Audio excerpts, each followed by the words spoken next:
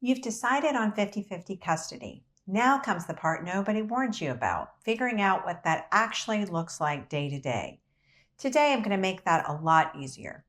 Here's what most people don't realize. 50-50 custody isn't one schedule, it's several. The three we see most often each have their own advantages and they fit different families in different ways. I'm Lisa Angel with the Rosen Law Firm, and today I'm going to walk you through all three different schedules. So by the end of this video, you'll have a clear picture of which one might work best for your children and your life. The first schedule is the simplest.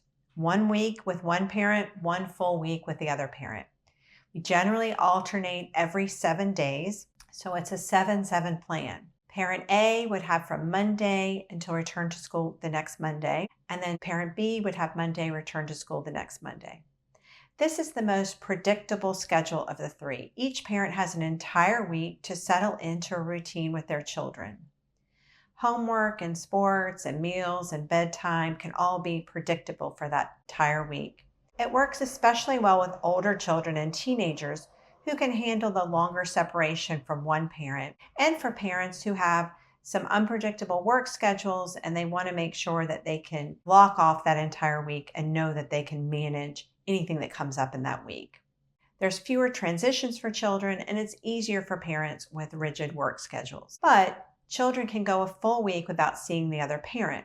That can be hard on younger children or children who are very close to both parents. So the second schedule, the 2-2-3, is most popular for younger children. Here's how it works.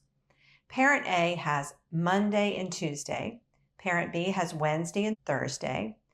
And then we alternate the weekends. The following week, it flips. So parent A would then have Wednesday, Thursday that week, and no child will go more than 3 days without seeing the other parent. So we refer to this as a 2-2-3.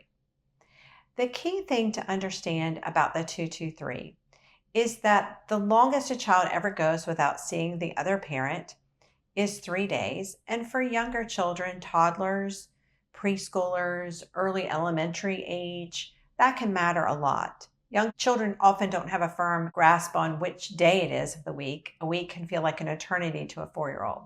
The 2-2-3 keeps both parents very present and involved. Neither parent is gone for a week. For children who are deeply attached to both parents, that consistency can be reassuring.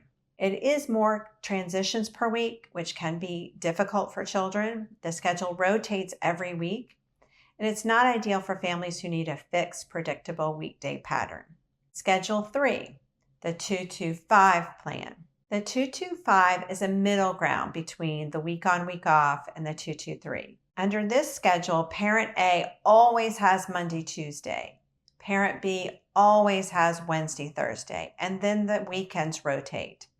So 1 weekend with one parent, 1 weekend with the other parent. Under this schedule, one parents always get a 5-day block of time. So we refer to that as the 2-2-5. Here's what makes the 2-2-5 different from 2-2-3. The weekday schedule never changes. Parent A always has Monday and Tuesday. Parent B always has Wednesday and Thursday. Every single week. That predictability is a real advantage for children who are old enough to track the days of the week. Maybe a 7 and 8-year-old who can say, I know I'm always with dad on Mondays. It's also a great fit for parents who have a work schedule where they need that flexibility, but they need the predictability.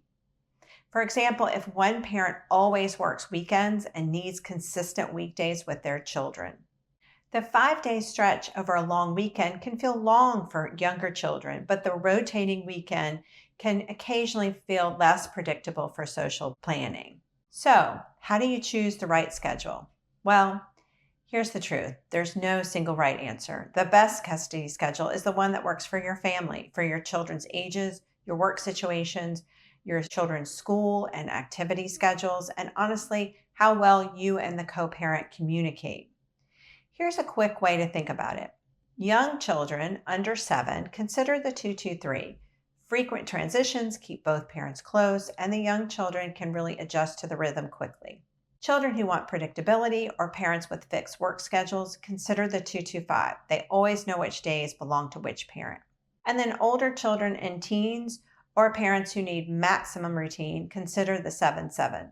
Longer stretches mean fewer transition and more settled time at each home. And remember, whatever schedule you choose, it doesn't have to be permanent. Children's needs change as they grow. Your custody agreement can be revisited and adjusted over time. If you're trying to figure out which schedule makes sense for your family, our attorneys at the Rosen Law Firm are here to help. We work with families across Raleigh, Wake County, and all of North Carolina every day on exactly these decisions. Visit us at rosen.com. We have videos, free guides, and resources on child custody in North Carolina. If you're ready to talk with an attorney about your specific situation, reach out to us there. I'm Lisa Angel with the Rosen Law Firm, and if this video helped you, please give it a like and subscribe. It helps other North Carolina parents find this information.